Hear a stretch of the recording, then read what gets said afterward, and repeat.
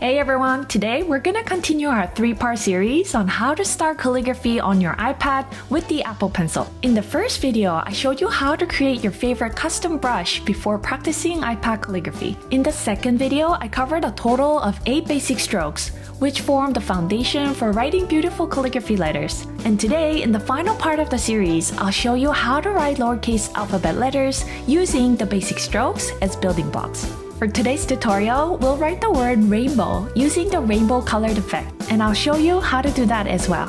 Then, let's get started. Let's first open up Procreate. In the second part of the series, I've created traceable practice sheets for iPad calligraphy with separate sheets for 8 basic strokes. So, let me show you how each basic stroke creates the letter in the word rainbow. Before we start writing, let's choose the customized brush we have made together in the part 1 of the series. From the color wheel, pick a nice color, double tap here to pick the purest color. This is one of the basic strokes we learned called the Overturn Stroke. The Overturn Stroke becomes a building block to write the letter R. Now, let me show you how this stroke becomes the alphabet letter R. So, I'll first write the stroke following the trace, overturn, hairline up, an eyelet, and a short exit stroke. Now it became a letter R. The same overturn stroke can become a letter N. Overturn, double turn from the middle, done.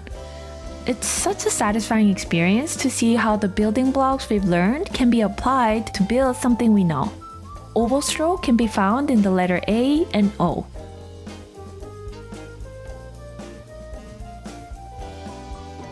Underturn is used to write the letter I and W.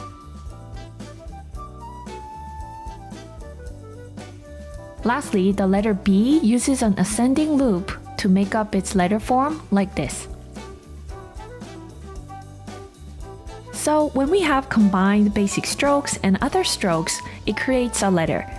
And when we connect letters, it forms a word like so. Let's infuse some vibrant colors into our calligraphy practices. Let me show you how to write the word in a rainbow color. There are about 3 ways to do this, but today let me quickly show you one of them. For today's rainbow method, you need to find a photo of a nice rainbow color palette. I personally enjoy using Pinterest for that.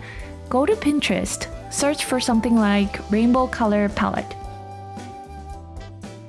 Among so many nice choices, I like this one.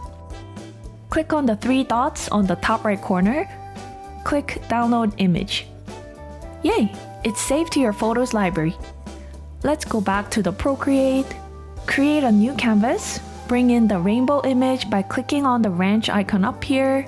Under Add Action, click Insert a Photo. From the Photos library, find the rainbow image you saved. Boom! Now, notice these marching ants around the imported image. It means that it's currently selected. We're going to resize the rainbow image, and do you notice Uniform is highlighted in the blue here? Let's click Freeform. This will allow us to resize it more freely. But before that, let's unselect the rainbow by clicking on the arrow button here. Using 2 fingers, resize the canvas board itself, because this will make it easier when we fill the canvas with the rainbow image. Now that we can see the edges of the canvas board nicely, click on the arrow at the top again to select the rainbow image. Make sure to click the freeform here at the submenu. Adjust the size of the image by pulling these circle handles at the edges. First, fill up the whole board. Then, shrink it horizontally about half. From the Layers panel, slide to the left and duplicate the rainbow layer. Click on the arrow button and reposition the duplicated rainbow. You can use these functions in the submenu to do things like flipping the image horizontally. When you're done, click off the arrow. Now, we're going to combine these 2 layers so that it becomes one. You can do that by simply pinching 2 layers together like this. Cool, right? Now, let me show you another cool trick. Click on this magic wand icon at the top. Under the Adjustments menu, there are 3 types of blur you can do.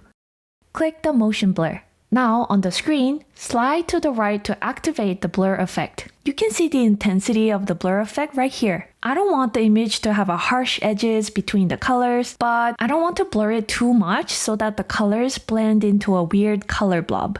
For the image I chose, I like it around 27%. I repeated duplicating and repositioning the rainbow images so that when I write the word rainbow, the colors line up nicely like this. This will all make sense when I walk you through the following steps. Now, let's bring in the black guide sheet that I provided for free into the canvas. If you haven't downloaded the free package, the link is in the description. Now, in the Layers panel, click on the N. Lower the opacity of the guide sheet.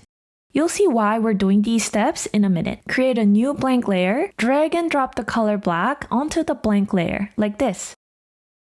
It will instantly fill up the whole page in black. So far, you have 3 separate layers: rainbow, guide sheet, black. Bring the guide sheet layer above the black layer. Just like we did before, pinch the black and guide sheet together like this. Now we have a single black layer that has a light guide sheet on it.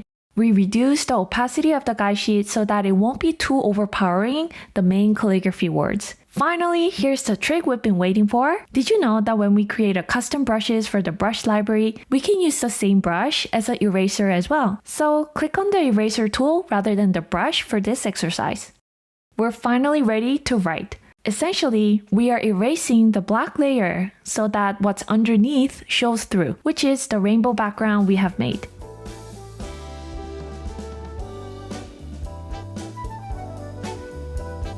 You can place any kind of background underneath and the letters will stay the same. I believe one of the best ways to utilize the iPad and Apple Pencil is by learning and practicing calligraphy. It's just perfect that the Apple Pencil has its pressure-sensitive feature that can generate the contrast of thick and thin strokes, which is crucial in calligraphy. I hope you had fun learning from the How to Start Calligraphy on iPad series, and please remember to keep on practicing, especially the basic strokes that we have covered in the second part of the series. If you also have fun learning about the iPad calligraphy, please like and share, and most importantly, subscribe to the channel. It'll tremendously help me to create more and better content continuously. I'll see you in the next video. Until then, happy writing!